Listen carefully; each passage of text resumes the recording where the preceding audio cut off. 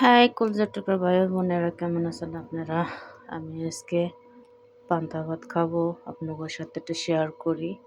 আমার কাজে এটা, বুঝছেন? হাতে যে নাই এই অনলাইনে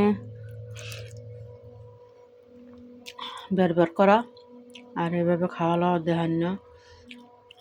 হাদিস মানলাম না, এমন করে চললাম, আল্লাহ যদি মাফ করে।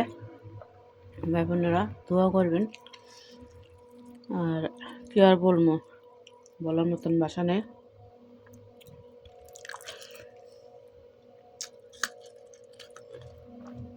শুটকি ভর্তা, আপনার ইলিশ মাছ বাজার, এর সাথে আছে মুরগি।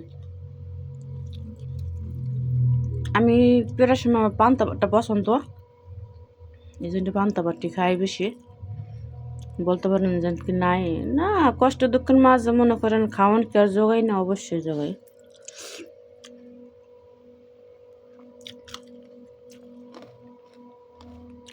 পান্তা ভাতে গরমের সময় পান্তা ভাতে মজা বেশি, বুঝছেন?